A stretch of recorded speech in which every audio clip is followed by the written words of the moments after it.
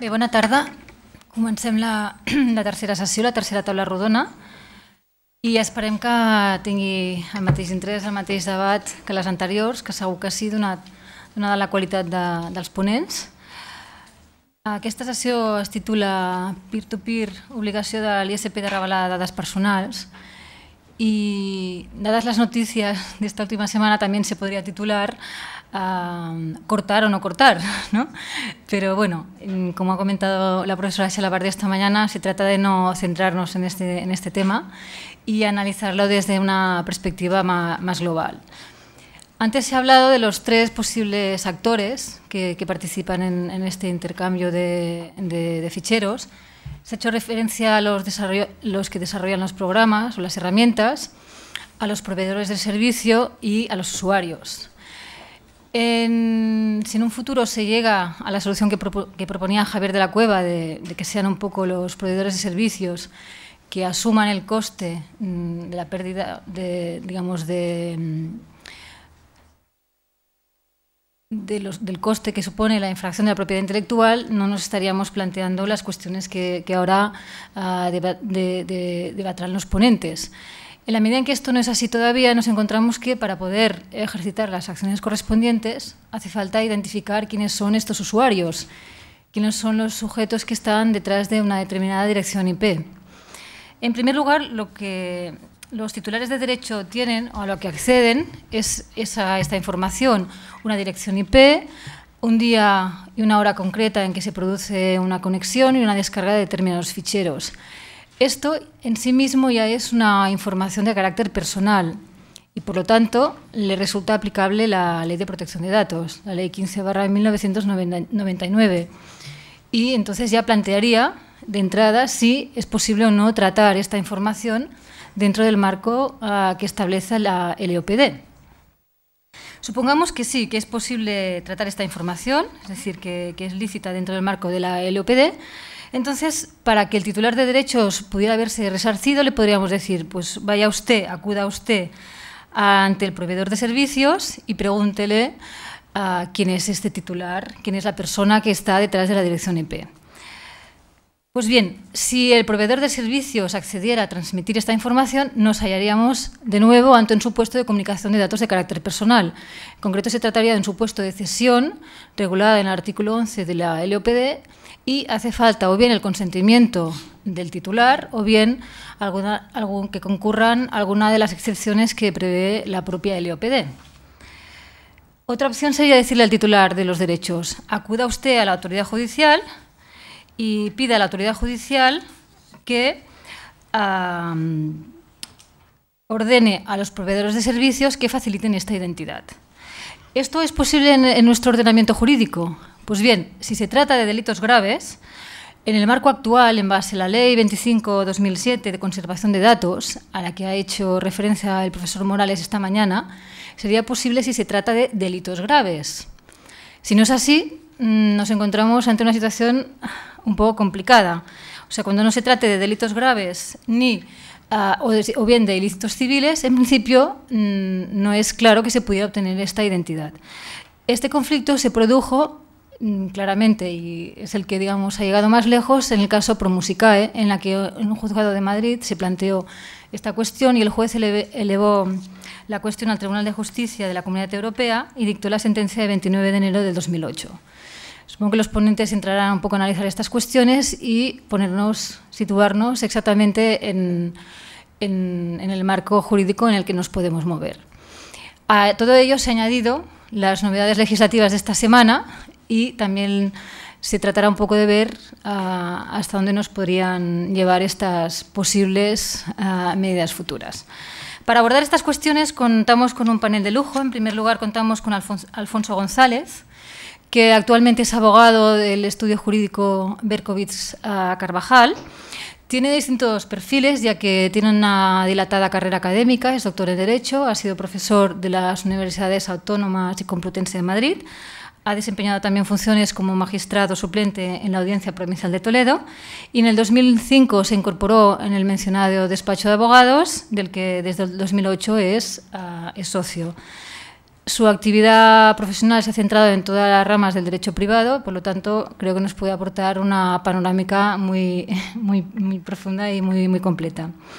También contamos con la presencia de Nerea San Juan, que es licenciada en Derecho por la Universidad de Valladolid y LLM en la Universidad de Columbia, donde se especializó en Derecho de la Propiedad Intelectual y Contratación.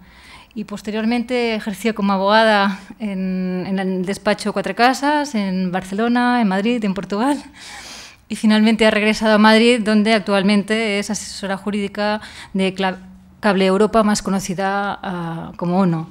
Por lo tanto, también será muy interesante las dos perspectivas que nos podrá proporcionar y también pues, creo que podrá suscitar un debate muy interesante.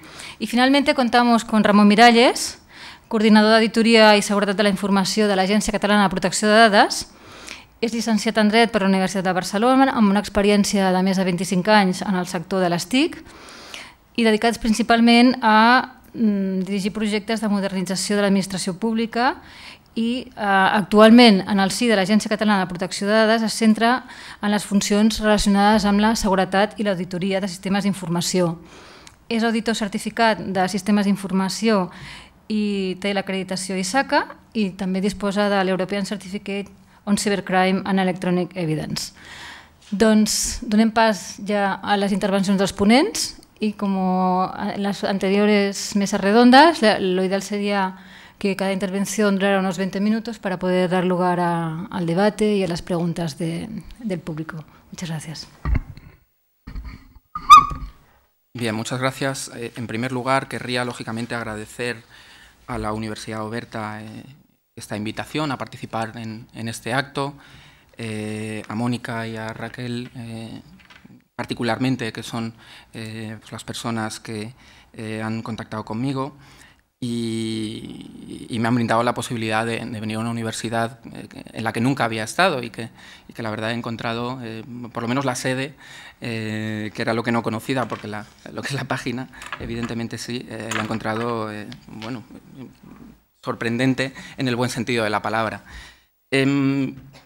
Bueno, yo supongo que mi intervención aquí será la única que verdaderamente trate el tema barriendo hacia la casa de los titulares de derechos de propiedad intelectual, por razones obvias. Tenemos una representante de un proveedor de acceso y luego tenemos a un representante de una entidad que está dirigida a proteger, como hablábamos antes, al ciudadano, y en esa medida, bueno, pues también la tendencia será, lógicamente, a tratar de protegerle lo máximo posible dentro de la neutralidad lógica de una entidad como es una agencia de protección de datos. Como tengo que barrer para casa, pues tengo que comenzar diciendo, lógicamente, que el intercambio de archivos a través de redes peer-to-peer constituye una infracción de derechos de propiedad intelectual. Si no fuera así, pues esta mesa redonda no tendría ningún sentido, porque no habría necesidad de identificar a nadie. Por lo tanto, asumo esa premisa, primero porque lo creo y segundo, y también importante, porque hay que dar utilidad al debate en algún sentido. Ante estas infracciones de derechos de propiedad intelectual que tienen lugar mediante el intercambio de archivos protegidos, por generalizar, a través de redes peer-to-peer, los titulares de los derechos afectados, como comentaba mi compañero anteriormente, pues tienen tres alternativas a la hora de elegir contra quién pueden dirigir la reclamación.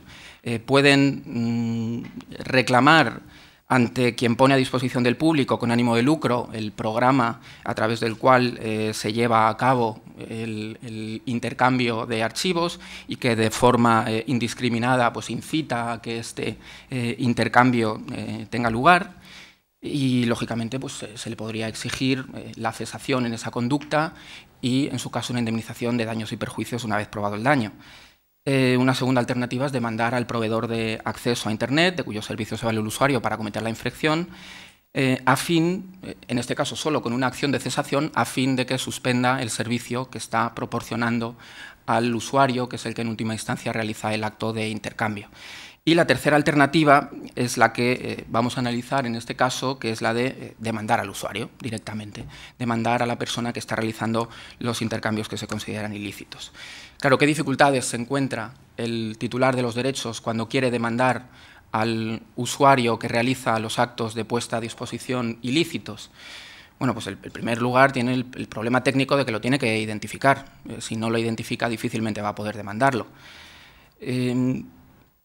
Cuando uno se conecta a una red peer-to-peer, pues ya se sabe, no aparece su nombre y apellidos por ningún lado, no aparece su dirección, lo único que aparecen pues, son los datos de la conexión, la dirección IP que ha utilizado, la hora, la fecha, y tirando del hilo, bueno, pues podría llegar a averiguarse la identidad, pero nunca directamente por el titular de los derechos de propiedad intelectual infringidos, sino siempre con la ayuda, con la intervención del proveedor de acceso, que al final es el único que puede asociar una concreta dirección IP utilizada en un momento y en una hora determinado, asumiendo que la mayoría de las direcciones IP son dinámicas, a una concreta identidad. De manera que sin el proveedor de acceso es imposible presentar finalmente una demanda contra un usuario. ¿Cuál es el problema jurídico? Pues que la legislación en materia de protección de datos tiende a salvaguardar el anonimato del usuario y en este sentido bueno, pues, supone trabas importantes para el titular de derechos que quiere finalmente saber quién es la persona que ha cometido la infracción. El titular de los derechos no puede irle al proveedor de acceso y decirle, oye, dime quién es esta persona que ha utilizado esta concreta dirección IP en un momento determinado, porque el proveedor de acceso no está legitimado para darle voluntariamente esa información. Lo único que puede hacer el titular de los derechos infringidos, en su caso, es acudir a la autoridad judicial para obtener una orden judicial que le obligue al titular de los al proveedor de acceso a revelar esa información. Desde ese punto de vista, podemos distinguir dos fases en la actuación de un titular de derechos de propiedad intelectual que quiere saber a quién tiene que demandar. Una primera fase, que es la de recoger los datos relacionados con la infracción que le pueden permitir, a través del proveedor de acceso, si hay una orden judicial al respecto, identificar al usuario. ¿Cómo se recogen esos datos? Pues conectándose a la misma red peer-to-peer, por sí mismo o a través de una empresa especializada que se encarga de hacer eso, conectándose con otros usuarios, detectando cuáles de esos usuarios infringen y una vez que detectan a un usuario que infringe, pues ya pueden tener su dirección IP y a partir de ese momento el iniciar los procedimientos legales oportunos. ¿Puede hacer esto un titular de los derechos? ¿Puede conectarse a la red peer-to-peer por sí o por un tercero para obtener esos datos? Esa es la primera cuestión que se plantea. Segunda cuestión, una vez que tiene esos datos, como decía antes, por sí solos no le valen para nada, sino puede acudir al proveedor de acceso para que le revele la identidad de la persona que se oculta tras esos datos. ¿Tiene mecanismos para acudir al juez y que el juez le pueda exigir al proveedor de acceso que identifique a la persona que se ha servido de la concreta dirección IP para cometer la infracción de derechos de propiedad intelectual? Ese es el segundo problema jurídico que se tiene que abordar. Bien, comenzando por la primera de las cuestiones. ¿Puede el titular de los derechos de propiedad intelectual recabar, recopilar los datos necesarios para que posteriormente, en su caso, un proveedor de acceso pueda identificar al usuario infractor? ¿Puede, en definitiva, recoger su dirección IP, la hora, la fecha, recoger una muestra de aquello que estaba compartiendo en un momento determinado? Bueno, lo primero que hay que decir es que no lo impide el derecho al secreto de las comunicaciones. El derecho al secreto de las comunicaciones aquí no está en juego, por una razón muy simple, y es que el derecho al secreto de las comunicaciones lo que prohíbe, o lo que protege, mejor dicho, es la comunicación frente a injerencias de terceros. Pero en este caso el acto de comunicación tiene lugar directamente entre, por un lado, el usuario y, por otro lado, el titular de los derechos o la persona contratada a tal efecto que trata de encontrar un infractor de propiedad intelectual. En ese sentido, si la comunicación es entre ellos dos no hay secreto. Como no hay secreto, no se puede vulnerar el derecho al secreto de las comunicaciones. Y en este sentido, absolutamente ninguna norma impide al partícipe en una comunicación, en un acto de comunicación, recoger los datos asociados a ese acto de comunicación. Ninguna norma lo prohíbe. Desde ese punto de vista del derecho, insisto, al secreto de las comunicaciones. Pero el derecho al secreto de las comunicaciones no es el único que está aquí en juego. El otro derecho importantísimo que está en juego, y el más polémico, evidentemente, en este caso, es el derecho a la protección de datos personales. O al derecho a la protección de datos, porque de esta manera, bueno, pues incluimos datos de tráfico también, que en el fondo los datos que se van a recoger son personales, en el caso de la dirección IP, y también datos de tráfico.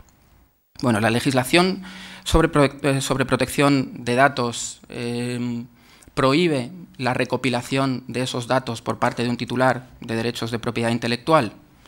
Bueno, pues para eso, para determinar si lo prohíbe o no lo prohíbe, tenemos que ver básicamente lo que dispone el artículo 6 de la Ley Orgánica de Protección de Datos, que, a los efectos que aquí nos interesan, establece 3 supuestos que pueden ser o no, eso es lo que vamos a discutir, aplicables al caso. No hace falta, se pueden recoger los datos personales de una persona, valga la redundancia, con su consentimiento. Este sería el primer supuesto que hay que analizar, si hay consentimiento o no por parte del usuario. Se pueden recoger los datos de una persona cuando hay habilitación legal. Ese sería el segundo supuesto. Tercer supuesto, se pueden recoger los datos personales cuando se recogen para satisfacer el interés preponderante del responsable del tratamiento y esos datos se extraen de una fuente accesible al público. ¿De acuerdo? Estos son los 3 supuestos que podrían aplicarse al caso que nos ocupa. Se trata de ver si efectivamente un titular de derechos puede ampararse en alguno de ellos o si por el contrario pues no puede, y si es así, pues ya hemos terminado. ¿Hay consentimiento por parte del usuario para que un titular de derechos de propiedad intelectual recoja sus datos? Bueno, evidentemente no hay un consentimiento explícito, eso es indudable. Lo que ya no es tan indudable es si hay o no hay un consentimiento implícito. Vamos a ver, evidentemente el usuario no autoriza que se recojan sus datos para que le demanden, eso está claro. Hasta ahí ninguna discusión, pero bueno, en ese sentido nadie autorizaría que se recogieran sus datos para ser demandado ante un tribunal. ¿Cabe entender que un usuario autoriza a que su dirección IP, porque básicamente la dirección IP aquí es lo que más interesa, porque es lo que, junto con la hora y la fecha, permitirá hacer el trazo hacia su identidad? ¿Puede decirse que un usuario consiente que su dirección IP sea tratada por otros usuarios a fin de saber qué es lo que tiene en su disco duro? En su disco duro no, en la parte compartida de su disco duro. Pues eso sí. Eso sí. ¿Y por qué? Pues porque los sistemas peer-to-peer, la mayoría de los programas peer-to-peer, una de las funciones que contienen es la de, a partir de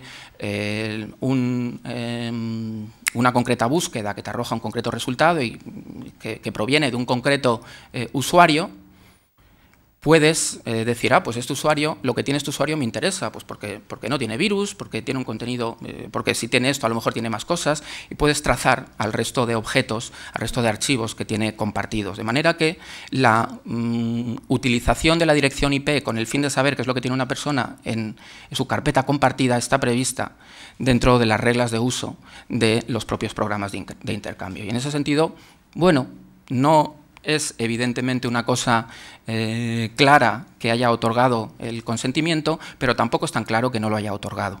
Y en este sentido no puede dejar de traerse a colación 2 sentencias de la Sala Segunda del Tribunal Supremo, de 9 de mayo de 2008 y 12 de noviembre de 2008, donde lo que el Tribunal Supremo, cierto que en un supuesto de detección de delitos de pornografía infantil, pero lo que el Tribunal Supremo viene a decir es que cuando una persona se conecta a una red peer-to-peer, sabe que los datos van a ser públicos y lo asume.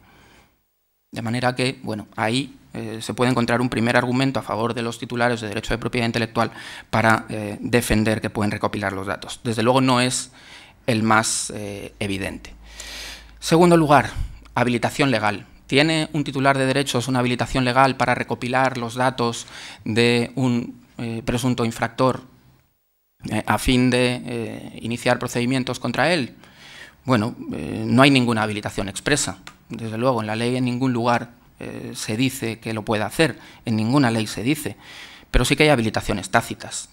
De acuerdo con la doctrina de la Agencia Española de Protección de Datos, del reconocimiento por la ley de determinados derechos, cabe deducir la existencia de una autorización legislativa para realizar un tratamiento imprescindible para el ejercicio de esos derechos. ¿Cuál es la habilitación legal en este caso? Bueno, en este caso tenemos una habilitación constitucional, que es el derecho a la tutela judicial efectiva. Para que un titular de derechos de propiedad intelectual pueda hacer valer sus derechos ante un tribunal, tendrá que poder identificar al infractor, si no, no lo va a poder hacer. Incluso para poder presentar una denuncia ante los tribunales penales, y sé perfectamente que es controvertido, si es delito o no es delito, conozco la doctrina de la Fiscalía, pero bueno, habría que ver casos concretos, sentencias sobre el particular, y sentencias sobre el particular no hay. Hay o cabe entender que el derecho a la tutela judicial efectiva es una habilitación legal para recopilar datos con el fin de interponer demandas civiles o presentar denuncias penales que puedan ser procesadas simplemente. Pues da la sensación de que sí. Pero podemos dar un paso más en la concreción. Hay habilitaciones legales específicas, bueno, insisto, no explícitas, pero sí implícitas.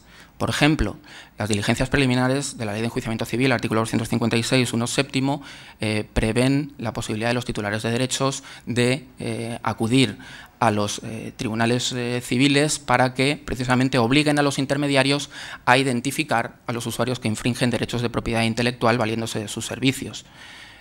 Bueno, para poder pedir esas diligencias preliminares hay que presentar un principio de prueba. El único principio de prueba que se puede presentar es la información obtenida con el trabajo previo de recopilación de datos. Por cierto, esta norma es de incorporación al derecho español posterior al caso que dio lugar a la sentencia del Tribunal de Justicia de las Comunidades Europeas que mencionaba con anterioridad la moderadora. De manera que ese caso está totalmente superado y no sirve hoy en día para obtener ninguna consecuencia o conclusión respecto al derecho interno. Pero hay más habilitaciones específicas. La Ley de Propiedad Intelectual, y esto a Nerea no le va a gustar nada, pero prevé el ejercicio o la posibilidad de ejercer acciones de cesación contra intermediarios para la suspensión del servicio utilizado por el infractor para cometer la infracción. Artículo 138, párrafo 3, artículo 139, 1H como tutela definitiva y artículo 141, 6 como tutela cautelar. Bueno, nuevamente, para poder pedir esas medidas cautelares de suspensión del servicio de acceso a Internet, que está previsto en la ley, se está discutiendo si se tiene que modificar la ley o no para incluirlo, ya está, no sé por qué hay tanta sorpresa al respecto, porque está. Para poder pedir esas medidas o esa tutela definitiva, nuevamente hace falta llevar pruebas. Luego, implícitamente, si se reconoce una determinada medida, se está reconociendo la obtención de las pruebas necesarias para poder presentar esa demanda o esa solicitud. Tercer supuesto de que veíamos, bueno, pues hacer una ponderación de intereses, determinar si el interés del titular de los derechos es preponderante respecto del del usuario, y un añadido más, extraer esos datos de una fuente accesible al público.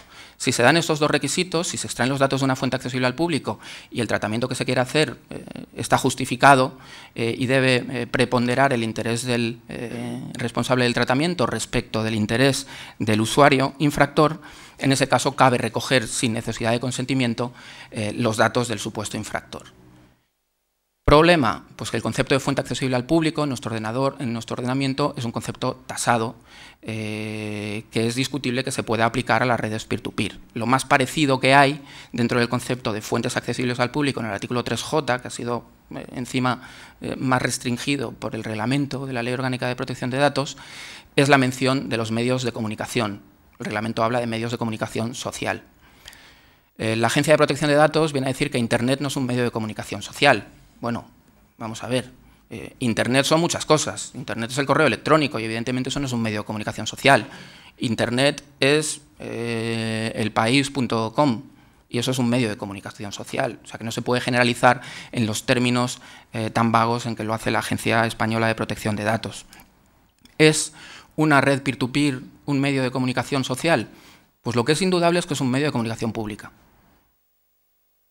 lo que se coloca en una carpeta compartida en una red peer-to-peer se comunica a todo el público, miles de personas, en algunos casos millones de personas. Consiguiente, bueno, pues puede perfectamente defenderse que es una fuente accesible al público. Pero voy más allá. Es que la ley española de protección de datos incorpora una directiva europea, que no es una directiva de mínimos, sino es una directiva de derecho uniforme. Establece lo que más o menos cómo se tiene que regular, dando un cierto margen a los Estados, pero viene a decir cómo se tienen que regular el derecho de protección de datos y qué excepciones se pueden establecer. Bueno, esa directiva no establece en ningún lugar que la utilización o el tratamiento de datos para la satisfacción de un interés preponderante por parte del responsable del tratamiento deba referirse a datos obtenidos de una fuente accesible al público. Lo de la fuente accesible al público se lo ha inventado el legislador español y la ley española no es conforme con el derecho comunitario. Por consiguiente, la interpretación que debe hacerse de la ley española debe ser una interpretación afín, conforme al derecho comunitario, que es lo que exige además el derecho comunitario, el Tribunal de Justicia de las Comunidades Europeas, caso Marleasing y muchos otros. Y esa interpretación es posible con una interpretación extensiva del concepto de medios de comunicación. Y los medios de comunicación social pueden incluir, en definitiva, cualquier fuente, cualquier medio de comunicación al público de datos.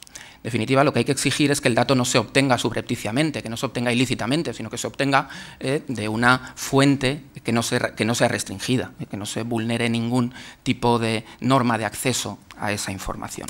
Y en ese sentido, cabe mencionar otra vez las dos sentencias del Supremo que anteriormente, de la Sala Segunda, que anteriormente indicaba, donde nuevamente viene a decir que Internet y una red peer-to-peer, pues en cierta medida no lo equiparan, porque no hace esa equiparación, no hace esa calificación a una fuente accesible al público, pero sí viene a decir que lo que se publique ahí es de conocimiento público. De manera que cabe perfectamente una lectura nuevamente afín a los derechos o favorable a los derechos de propiedad intelectual. Finalmente, si acudimos a la famosa sentencia del Tribunal de Justicia de las Comunidades Europeas, la sentencia del Tribunal de Justicia de las Comunidades Europeas lo que viene a establecer es precisamente que hay que ponderar los intereses en conflicto. En ningún momento dice que prime el derecho a la protección de datos, tampoco dice que prime la propiedad intelectual, pero dice que hay que establecer soluciones equilibradas y que establecer soluciones equilibradas le corresponde no solo al legislador, sino también a los jueces y a las autoridades administrativas, incluidas las agencias de protección de datos. Una solución que, sin analizar el caso concreto, lo único que dice es no cabe recopilar datos para la defensa de la propiedad intelectual, es una solución absoluta, no tiene en cuenta los diferentes intereses y conflictos y además prima a quien está infringiendo la ley. En ese sentido, cualquier lectura especialmente restrictiva del derecho de los titulares de propiedad intelectual a recopilar datos necesarios para defender, para tutelar su propiedad intelectual, insisto, cualquier lectura en ese sentido debe ser evitada. Conclusión, yo creo que existen argumentos jurídicos, no es absolutamente claro, eso es así, y la Agencia de Protección de Datos, la Agencia Española de Protección de Datos, no lo ve así.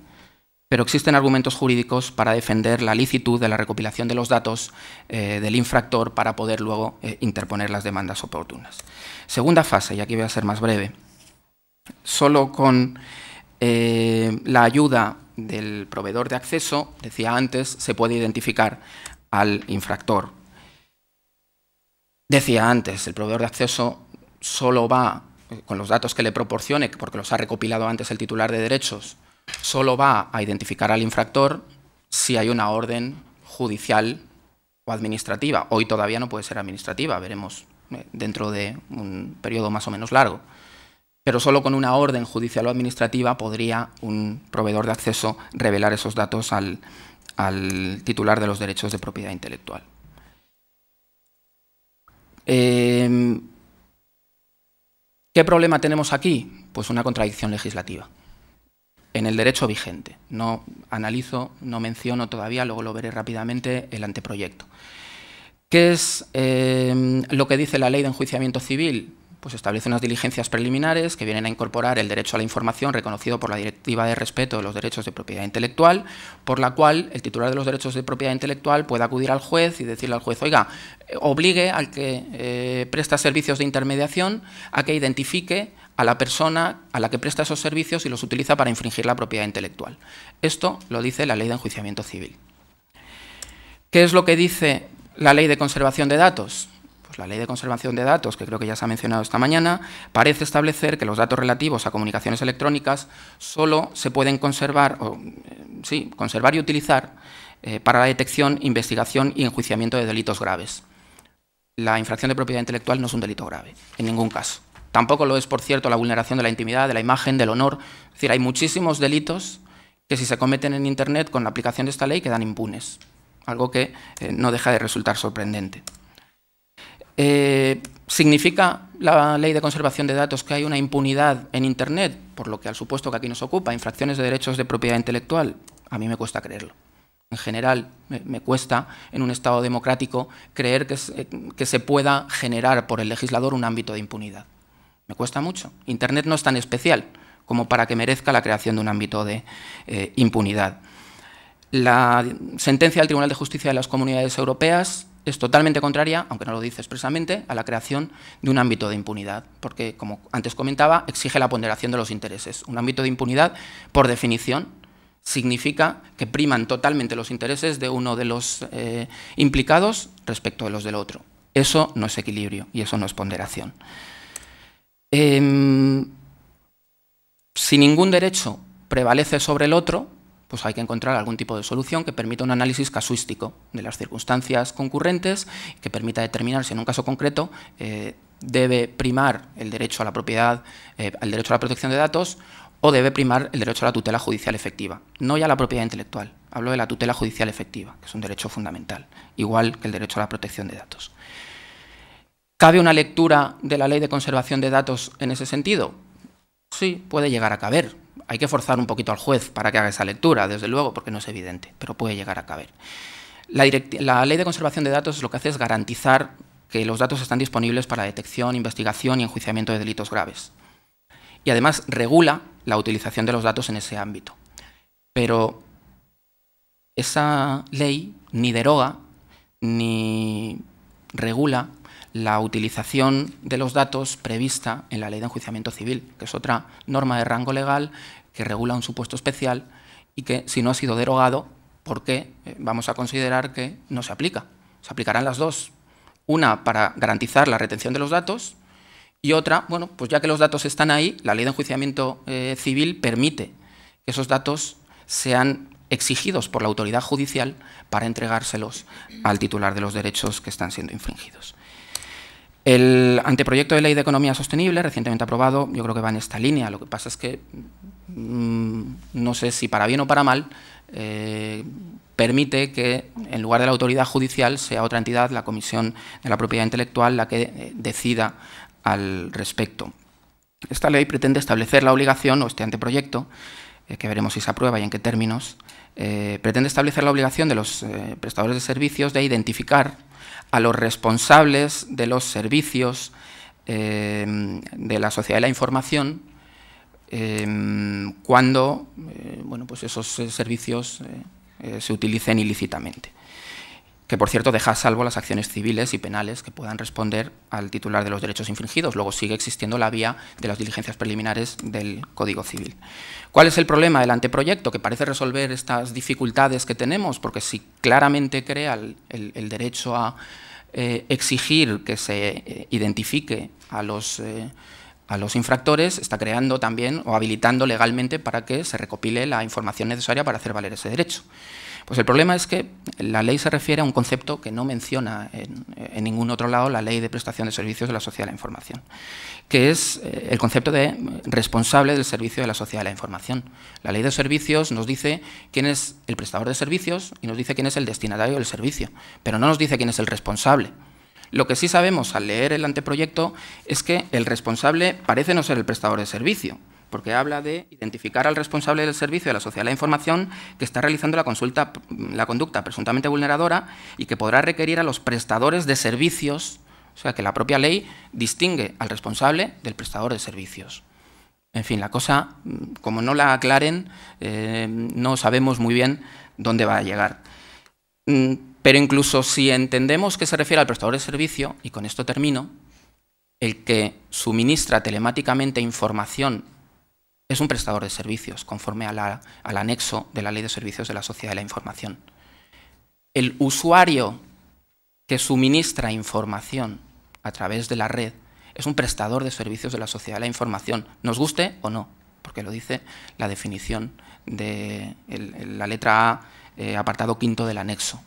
Por consiguiente, cabe perfectamente entender que si esto se aprueba en esos términos, pues está creando una obligación que no sabemos si existe. Bueno, sé que me he excedido y pido disculpas por ello, pero es difícil a veces acotar.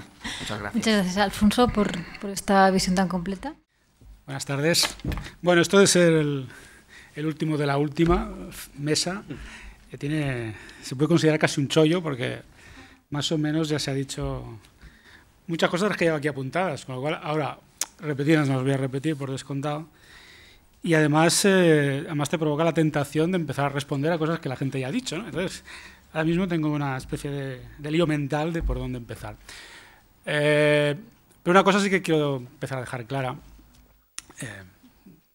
sin meterme con Nerea, el papel que nos ha adjudicado no tiene nada que ver. Es decir, las agencias de protección de datos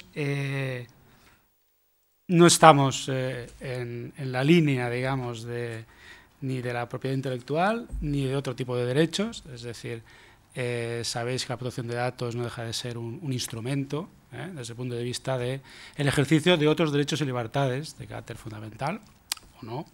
Pero en cualquier caso es un instrumento que lo que debe permitir es que precisamente no se abuse de la información de carácter personal para cosas que no tocan. ¿De acuerdo? Entonces, el papel de las agencias de protección de datos es evitar eso precisamente. Es decir, ser garantistas, ser restrictivos con el uso de la información personal y a partir de aquí, por tanto, nuestras interpretaciones siempre van a ir en esa línea de la garantía de los ciudadanos, como primera prevención, con lo cual ya va a marcar, digamos, un poco el tono de todo lo que voy a ir diciendo durante mi exposición, ¿no? Bueno, ya se ha hecho referencia al hecho de que, bueno, para tratar datos de carácter personal y, por tanto, en el caso de comunicar datos a terceros, pues hace falta el consentimiento de las personas. Esto es así. Nos podemos poner como queramos, ¿no? Esto es como principio general. Todos los principios generales pues tienen sus excepciones, lógicamente, porque ponderan, como hemos dicho antes, como ahí apuntaba Alfonso, mejor dicho, se han de ponderar derechos y a partir de esa ponderación puede lugar a excepciones de esos principios generales, ¿no? Creo que el derecho a la propiedad intelectual y el derecho fundamental a la protección de datos de carácter personal no juegan en la misma liga, es decir, ante la ponderación de estos derechos digamos, se han de tener en cuenta otros criterios mucho más amplios que los intereses puramente económicos, que son los que en primer lugar se ponen sobre la mesa, porque básicamente hay una pérdida económica. Por tanto, como que sobre la mesa se ponen otro tipo de principios y otro tipo de criterios a la hora de defender o de proteger a las personas. Bueno, olvidemos que es proteger a las personas a través, en este caso, de los datos personales. En estos juicios de valor, pues siempre se va a ser al menos desde las autoridades de protección de datos, siempre se va a ser se va a decantar con una cierta facilidad la balanza hacia el derecho fundamental, por razones obvias. Porque al final lo que nos estamos jugando es, y aquí voy a elevar un poco el tono en el sentido de un poco más de sermón de la montaña, lo que nos estamos jugando es si estamos delante de una sociedad controlada o no, y hasta qué medida estamos dispuestos a ceder, ¿no? Estamos dispuestos seguramente a ceder en cuestiones de seguridad pública, ¿cómo no? Pero incluso la seguridad pública tiene unos límites. Es decir, es muy loable la actividad de los cuerpos y fuerzas de seguridad del Estado en la investigación y persecución de los crímenes, pero también tiene unos límites. Es decir, no pueden sacarle la confesión a un señor de cualquier manera, para entendernos, ni pueden obtener los datos de cualquier manera. Se hace siempre respetando unos principios, unas reglas, fundamentalmente de carácter constitucional o fundamental si hablamos de derechos. Por tanto, creo que efectivamente los titulares de derechos de propiedad intelectual tienen una gran dificultad que es lidiar con esos derechos fundamentales que en algunas ocasiones yo voy a reconocer, y lo diré aquí, no lo diré en otro sitio más, que a veces a lo mejor habría que aplicar un poco más, digamos, del sein a que hacía referencia Javier. Yo no digo que no. Que eso en castellano también existe, eso es sentido común, o sea que tampoco no es una cosa que creo que sea especial nuestra, ¿no? Pero en cualquier caso, quiero decir, lo que quiero evidenciar con esta serie de mensajes es que, hombre, el equilibrio es complicado y, por tanto, yo creo que lo que tenemos que hacer es seguir los dictados de la ley. Es decir, hay una legislación que admite su margen de interpretación como todas las legislaciones, pero es una ley. Y si el legislador, no sabemos por qué motivo, por ejemplo, sin meterme con Alfonso, que conste, ha decidido regular la fuente de accesible al público de una manera, pues que son así. Y no las podemos interpretar ni modelar como nos parece que deberían ser, o porque una directiva europea. A ver, las directivas europeas pretenden armonizar las legislaciones de los Estados miembros de la Unión Europea, no uniformar. Esto es un criterio que se tiene muy claro. Armonizar no es uniformar. Es decir, el derecho a la protección de datos, por ejemplo, no se protege de la misma manera en todos los países de la Unión Europea, pero sí que hay unos principios claros, mínimos, que ahí se respetan, ¿no? Todavía no he empezado con mi guión, o sea que me lo voy a saltar por descontado, ¿no? En cualquier caso, he dicho lo del consentimiento, que he hecho un poco de referencia, sería, permitirme la expresión, la madre del cordero, es decir, un consentimiento, que aquí voy a hacer referencia también a lo que Alfonso comentaba respecto a ese posible consentimiento implícito, incluso yo diría que es hasta inequívoco, pero que no es informado. Y el consentimiento tiene que ser informado para que sea válido. Y dudo mucho que un usuario de estas redes de servicios sociales esté pensando que cuando se está conectando a esa red social, seguro que está pensando, porque lo está haciendo, y ahí no tenemos discusión, algo que no está bien hecho, estoy convencido, pero hay una cierta permisividad, hay una cierta hipocresía de la industria, es decir, le ha dado las herramientas para poder hacerlo, y ahora decir que esto está mal hecho, bueno, ¿en qué quedamos? ¿Se puede o no se puede? ¿Por qué me da usted grabadoras? ¿Por qué me da usted acceso a Internet cada día de más banda ancha? ¿Por qué usted permite? Bueno, y ahora no, ¿por qué hay iPods? ¿Por qué hay ordenadores de gran capacidad? ¿Discos duros? ¿Por qué me crea usted discos virtuales de tecnología? Bueno, no entiendo. ¿Y qué? ¿Para no usarla? Entonces, bueno, ahí habría mucho que hablar, ¿no? Pero no es el debate seguramente, ¿no? Entonces yo creo que ese consentimiento va a ser informado, es decir, tú lo que quieres es bajarte la película de turno y en ningún caso estás pensando que el hecho de que tu dirección IP esté ahí, que no piensas ni en ella, la mayoría de los usuarios no saben ni que tienen dirección IP, eso va a poder ser utilizado contra tuya en algún momento, porque estás consintiendo a que esa dirección IP sea utilizada como un dato personal para que te puedan localizar. Hombre, como consentimiento informado no es. Inequívoco sí, es decir, tú seguramente sí, pues está ahí, sí, yo quiero estar ahí, y si para estar ahí tengo que ceder un trozo de mi disco y tengo que ceder un dato técnico de un ordenador que es una dirección IP, pues sí, eso estoy consintiendo, pero no nada más, Bueno, eso se tiene que hablar mucho más en profundidad, no quiero... Bueno, en cualquier caso, luego hay cuestiones que también ha comentado Alfonso desde el punto de vista, a ver, que algo sea de conocimiento público no da a nadie desde la perspectiva de protección de datos a utilizarlo. El conocimiento público, ya hace tiempo que sabemos que aplicando la legislación de protección de datos, que un dato sea público no quiere decir que pueda ser utilizado, en ningún caso, si no media el consentimiento de la persona afectada o las excepciones que vía legal puedan venir establecidas, ¿no? Por lo tanto, estas cuestiones deberían situarse de esta manera. Yo, para no terminar de alargarme más, como ya has hecho referencia al anteproyecto de ley de economía sostenible, en todo caso, si hace falta profundizar, pues durante el debate pues se profundiza, yo creo que no hace falta, bueno, no aportaría nada, es decir, parece ser que si se aprueba, estamos ante un anteproyecto, pues sí, la propiedad intelectual, y me parece bien, va a pasar a tener otro nivel de protección desde el punto de vista de LSSI. Me parece bien. A mí me gustaría centrar un poquillo más en algunos aspectos del paquete este famoso de telecomunicaciones, ¿no? Porque al final es lo que ha dado que hablar, ¿no? Básicamente para destacar aquellos datos, aquellos elementos que más nos pueden interesar ahora si hablamos un poco más en profundidad después, hacemos un poco de debate, pero yo creo que hay cosas básicas, es decir, una vez se ha llegado, después de todas las discusiones, después de la Comisión de Conciliación, se ha llegado a un texto, digamos, de consenso entre Parlamento y Consejo de la Unión Europea, al final hay una serie de cuestiones que han quedado fijadas, ¿vale? Y que eso va a marcar, a partir del 18 de diciembre, parece ser que es cuando entrará en vigor, va a marcar un poco una directiva que va a tener que ser también, lógicamente, traspuesta a los ordenamientos jurídicos de los diferentes Estados miembros de la Unión Europea. Ahí va a definir un marco europeo y un gran marco, porque lo que ha hecho es aglutinar, modificar las cinco de las directivas que trataban cuestiones relacionadas con las comunicaciones electrónicas. Hay un marco claro, ¿no? Y en cuanto a la cuestión que nos ocupa, yo creo que hay un punto de partida que es básico, es decir, para el posicionamiento de las instituciones europeas, ahora ya conciliado, el Parlamento y el Consejo, la Comisión, digamos que hace un poco de procurador, lleva las cosas para arriba y para abajo, pero no opina demasiado. Básicamente, viene a decir que, a ver, Internet es un motor de muchas cosas. Economía digital, por tanto se ha de cuidar, por tanto propiedad intelectual, pero también de desarrollo social, participativo, de desarrollo de las personas, etcétera, etcétera. Y por tanto lo considera como un instrumento, como dicen ellos, lo leo, esencial para el ejercicio de derechos y libertades fundamentales. El acceso a Internet es fundamental para poder ejercer ciertos derechos, ¿no?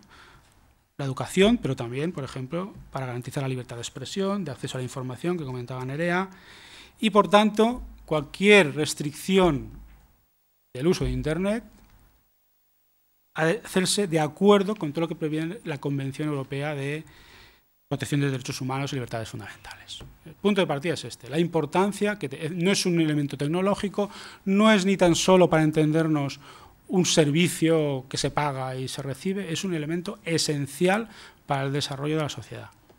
Y por tanto tiene una visión diferente, no es simplemente un instrumento, es decir, no es un MP3, no es un USB, no es un CD-ROM, es algo absolutamente clave y esencial para el desarrollo futuro, nuestro y de nuestros hijos, que, por tanto, como sea, va a ser muy importante, ¿no? Cuando se refiere a restricciones, siempre se refiere al hecho de que siempre tendría que haber un procedimiento previo, justo e imparcial. Previo, es decir, vamos a valorar primero qué ha pasado aquí, cómo ha pasado, cómo ha dejado de pasar, y hasta entonces incluso no habla. Incluso en algún momento se puede intuir que tampoco pueden haber ni tan solo medidas cautelares en según qué circunstancias, Pero bueno, digamos que debe ser un proceso previo y que debe ser conocido, por tanto. Que la carga de la prueba siempre va a recaer por aquel que presenta los cargos, por descontado, y la posibilidad de recurso, ¿no? Esos son elementos claros de tutela judicial que se habla también por aquí, ¿no? Deja libertad a los Estados de definir qué actividades concretas pueden dar lugar a restricciones en el acceso.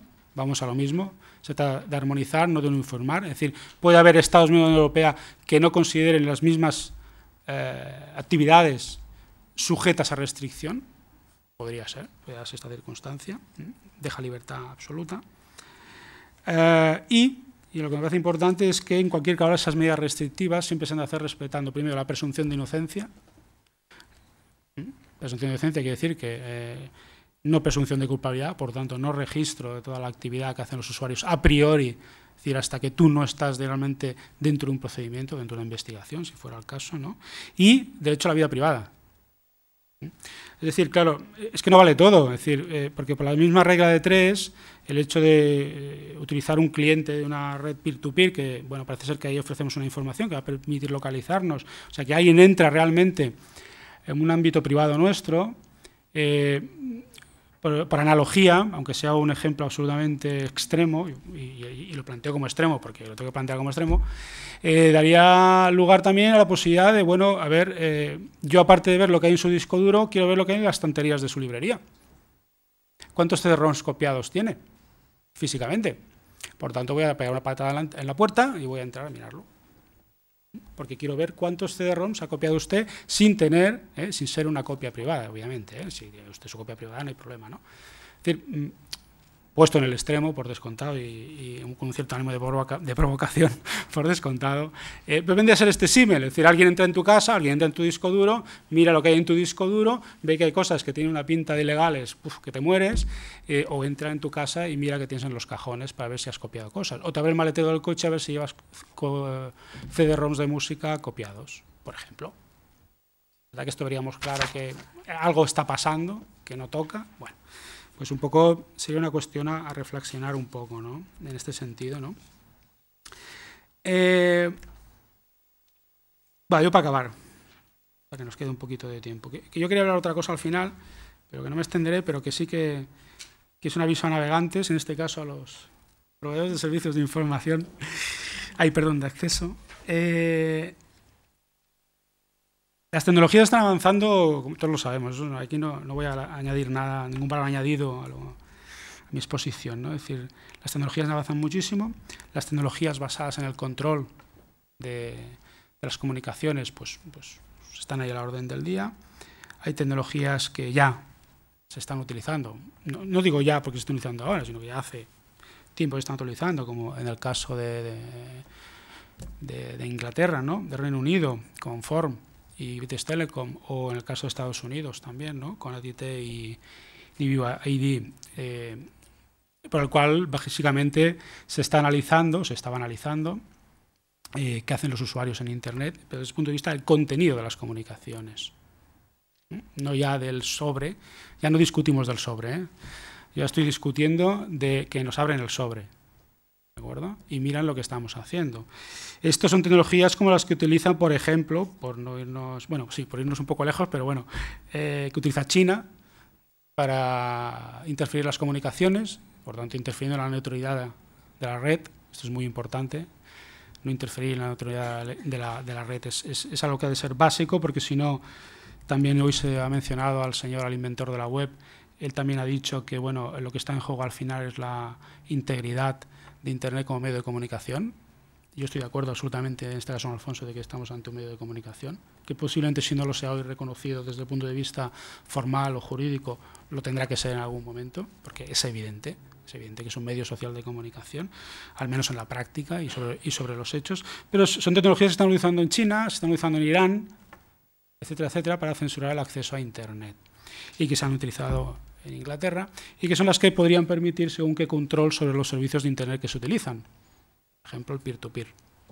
Si no, no hay manera. Entonces, en Estados Unidos van para los pies a esta tecnología, excepto si la utiliza la NSA, claro. ¿Por qué? Porque hay un concepto de seguridad pública, seguridad nacional, que por tanto aquí sí. Pero para otros usos, por ejemplo, de tipo orientados al consumidor, publicidad, marketing, etcétera, lo han prohibido taxativamente ese análisis de las comunicaciones. No es el caso exactamente de Inglaterra, ¿no? Por tanto, esa monitorización de las aplicaciones, lo que sería aquí suelto una de concepto técnico, a nivel del nivel de aplicación, al nivel 7 del protocolo de comunicaciones TCP/IP, que es el que incorpora los datos que se transmiten, ese nivel de interferencia, se va a tener que vigilar mucho. Hasta tal punto que ya, por ejemplo, Google, lógicamente, porque ahí ve un grave peligro. Fijémonos que romper la neutralidad tecnológica podría implicar que yo pusiera www.google.es y mi proveedor de acceso a Internet me enviara a otro buscador. A eso me refiero cuando se rompe la neutralidad de la red. Así de claro, www y se fuera a busca.es. Esto es la neutralidad. Los ISPs pueden hacer esto, si quieren. ¿Vale? Eso, desde luego, supongo que nadie lo queremos que sea así, ni tan solo lo quieren los proveedores de acceso. Que conste, pero sí que es cierto que se puede llevar, sería la última consecuencia. Por tanto, por ejemplo, Google, ante ese riesgo, está empezando a diseñar, o así ha avisado, o ha anunciado, mejor dicho, que va a dotar a los usuarios de herramientas para que sepan qué está haciendo su proveedor de acceso a Internet, su ISP, con su conexión. Fijémonos hasta qué grado está llegando el control del control de la red. Es decir, hay unos que nos controlan lo que hacemos, hay otros que nos ofrecen herramientas para... A ver, yo creo, y aquí sí que me alineo mucho con Alfonso y con otras cosas que durante la mañana se han ido expresando, de que es evidente, yo creo que a más de uno le ha pillado con el pie cambiado, esto de las tecnologías de la información y el desarrollo de Internet, y hay que volver a llevar el paso correctamente. Y esto va a costar ponernos de acuerdo, porque sin que, yo no creo que sea una guerra, pero sí que hay una contraposición de intereses que, digamos, de alguna forma llegar a sincronizarlos y que, primero, no se vean perjudicados los más débiles, es decir, ni usuarios, ni seguramente creadores de contenidos, y que no salgan más beneficiados los más fuertes, va a ser un tema extremadamente complicado y que yo no sé si ni nuestro legislador, ni seguramente el europeo, por lo que hemos visto en cómo ha ido el paquete de telecomunicaciones, me parece que todavía no están preparados, me parece, y es modesta opinión, por descontado. Bueno, ya hasta aquí, yo creo que ya vale, porque si no, no nos queda lugar a debate, ¿vale? Perfecte, moltes gràcies.